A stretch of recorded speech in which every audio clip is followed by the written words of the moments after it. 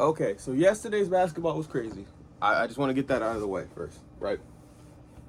But look, I don't normally make videos reacting to games that I've watched.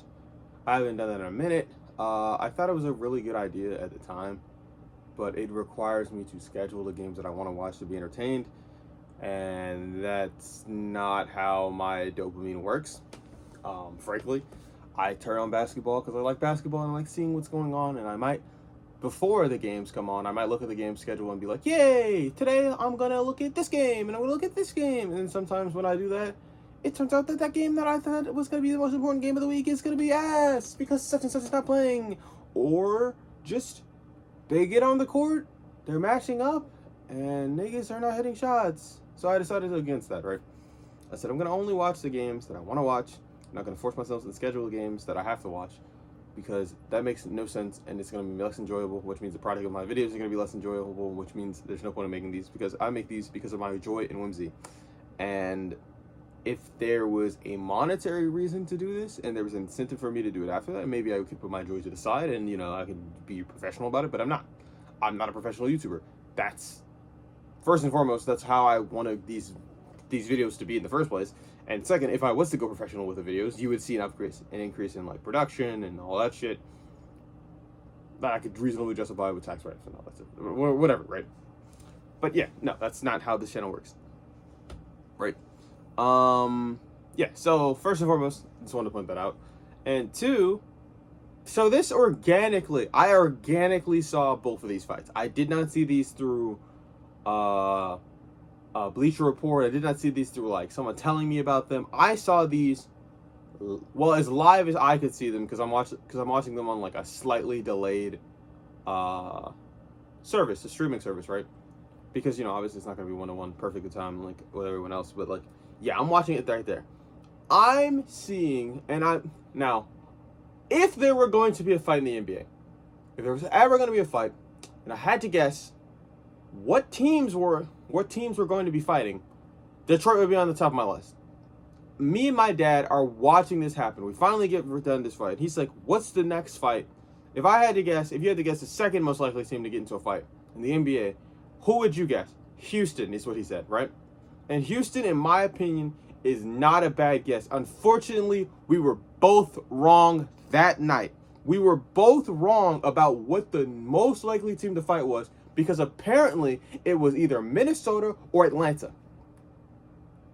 There were two fights in the NBA last night. There were two fights. And these are not regular fights like how the normal NBA fights go. Because a nigga gets big, the other nigga gets big, they puff up each other's chests. They're athletic, man. They're grown. But let's be realistic. None of these niggas can fight except Isaiah Stewart. That's the one curveball in what I'm saying. Except that nigga Isaiah Stewart. I'm pretty sure he's on the roster. Would I say the Detroit Pistons are a 90s basketball team with real NBA concepts right now? And niggas be like, oh, so X, Y, and Z 90 team couldn't survive. Like, if I just plot them from, obviously, if I plot their playstyle in today's game, that shit would be ass. That would not work. But if I gave some fucking 90s players the juice and made them grow up and become 2000s in the 2000s and become basketball players today, these are who these players would be. Like, yeah. Beef Stewart is that one nigga on the team that actually has decent enough production, does things. He's really like,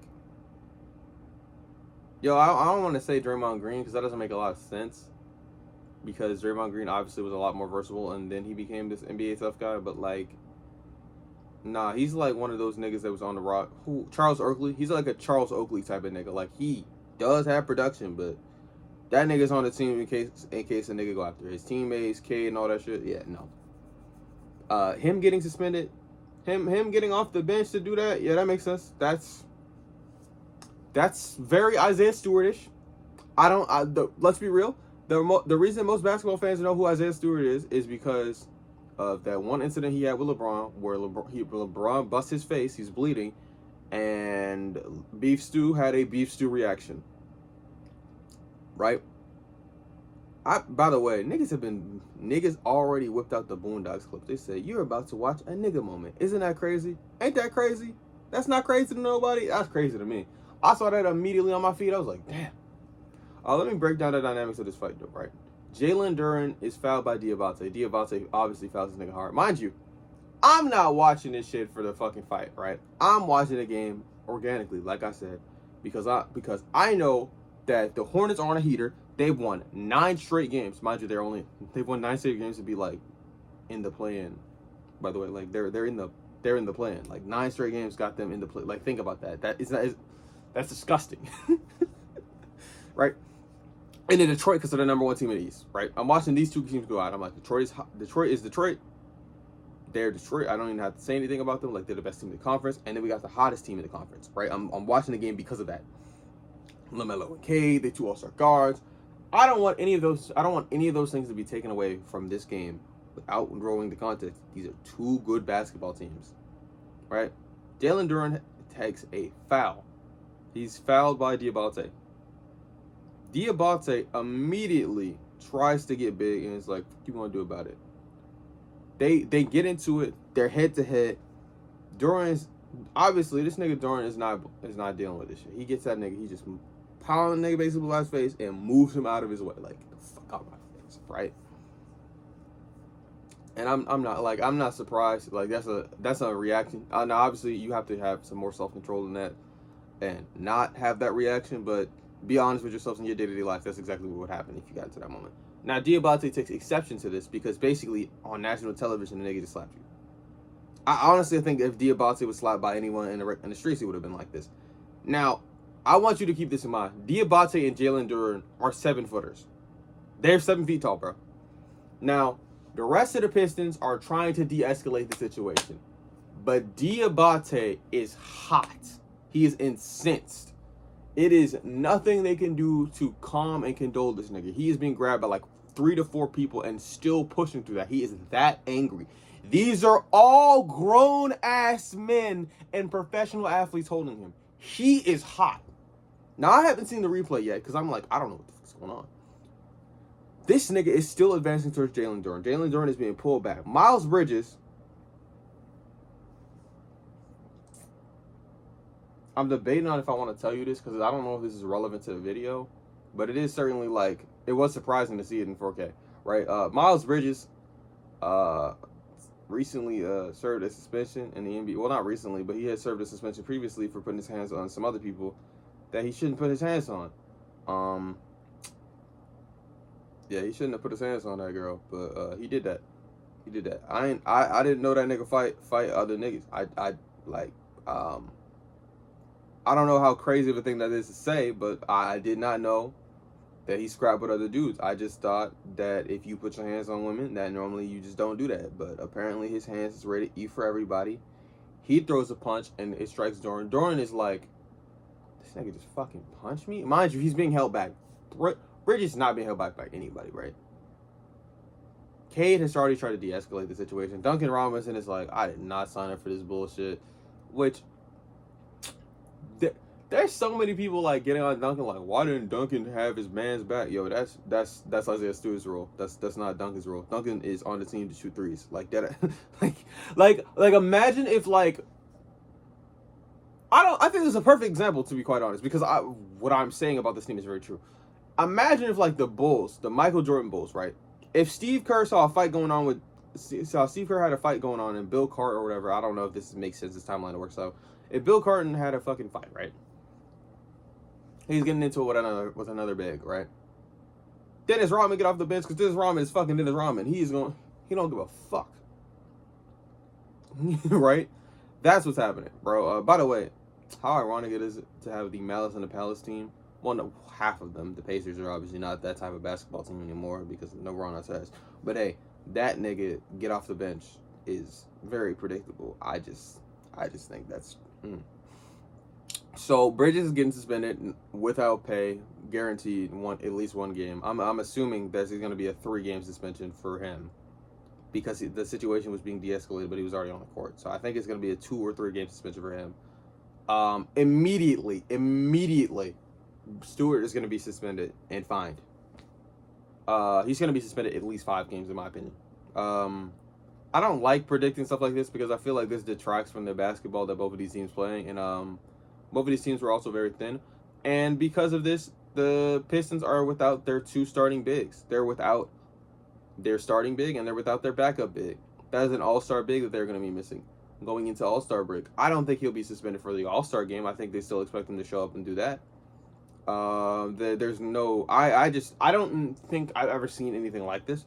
But he's not going to get suspended for that. Let's be honest. I don't believe that that'll happen. Two. For sure, that nigga Diabate, especially considering how intense he was. The suspension they gave Isaiah Stewart for running at LeBron is the same suspension that they're about to give Diabate. I do not recall off the top of my head what that number was. But when the situation is repeatedly being de-escalated and there's grown-ass men, and I mean grown-ass men, not just athletic trainers and shit. And yeah, the athletic trainers might be in good shape, right, for a normal person. I'm talking about professional athletes trying to hold this nigga back, and he's, like, incensed. Mind you, LaMelo see this. I just think like the star point guards in this situation is like, yo, what the fuck is with Cade, right? I know he's looking over like Beef Stew had a Beef Stew reaction. I expect that. Jalen Duren did what I thought Jalen Duren would do in this situation, but he's probably thinking to himself, man, the interviews after this game is going to be fucking toxic as shit. I do not want to answer these questions, bro. He looking over like, I don't want to get fined, but I don't want to answer any of these questions. I don't know why I tried to do the Cade voice and it just came out as Paul George. But whatever. Like, I just don't want to be fine. I don't want to deal with this shit, right? And then LaMelo is LaMelo.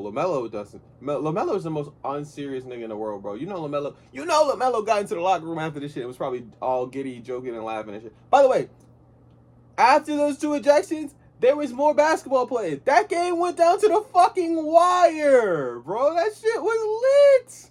The fight was like, I'm so serious when I say this. The fight made them more intense. Like the fight actually made this game more intense. It detracted away from the game, obviously. It's not good. Shouldn't happen again. We don't want that to happen. We want basketball. I just want pure basketball. But these teams, this is how rivalries start. And we've been complaining about rivalries being dead for a long time. But if a rivalry has to start like this, where niggas genuinely don't like each other across the NBA, fuck it.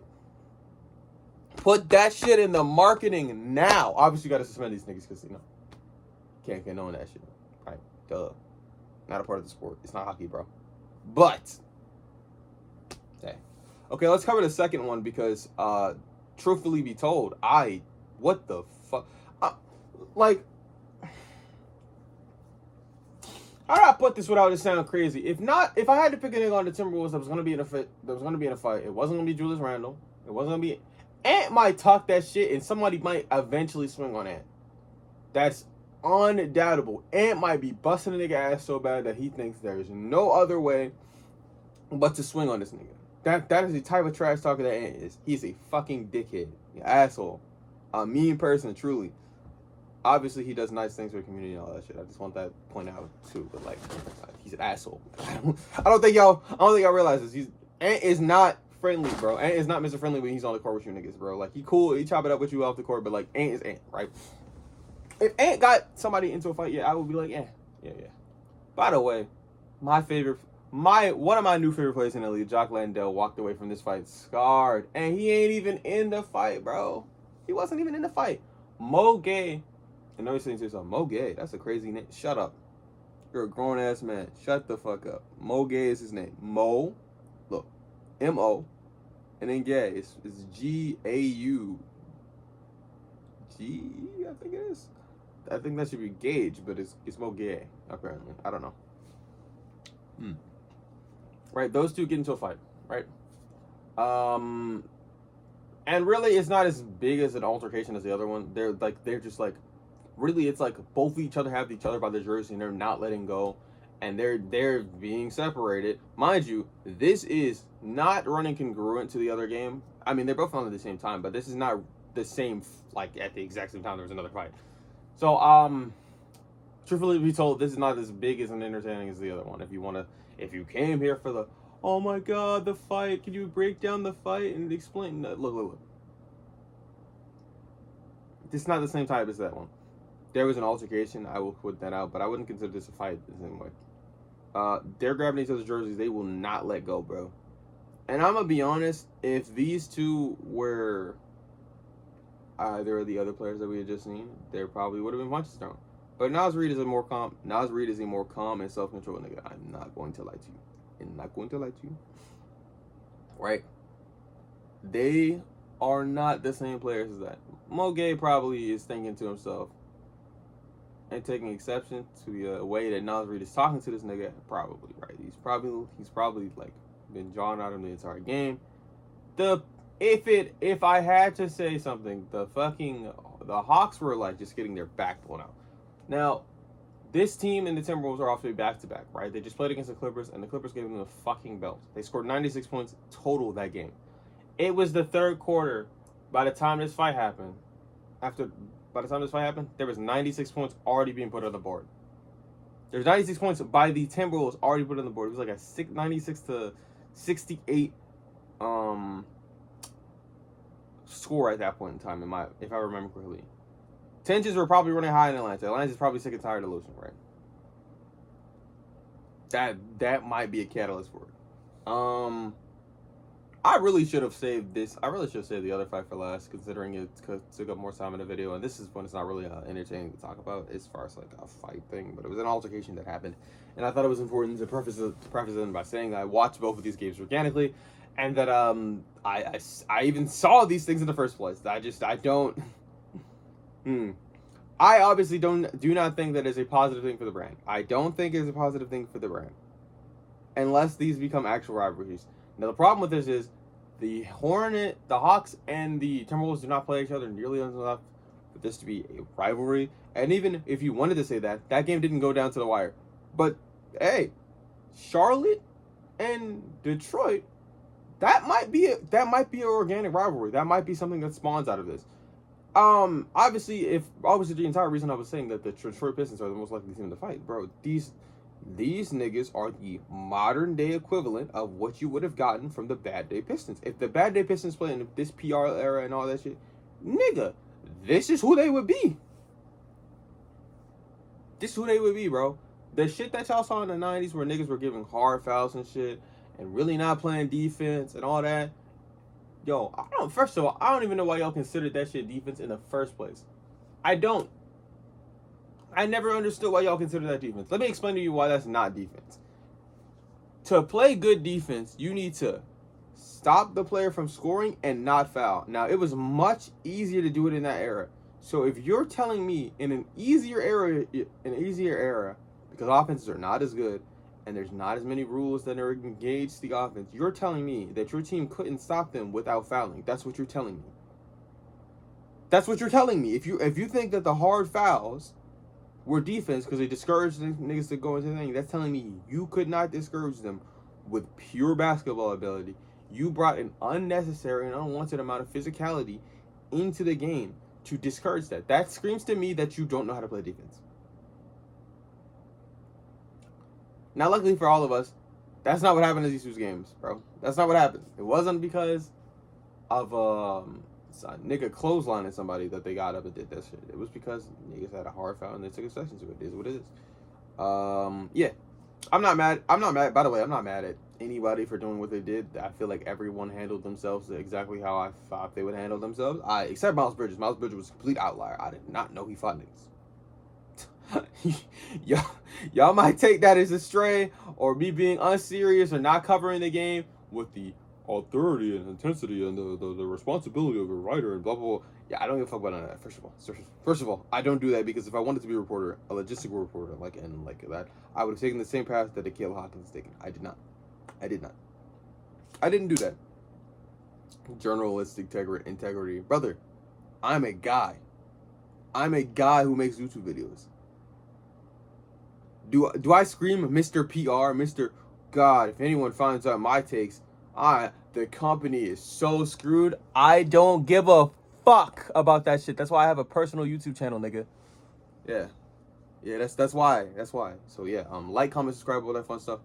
If anyone has a problem with how I covered it, brother, we can go some rounds too, boy.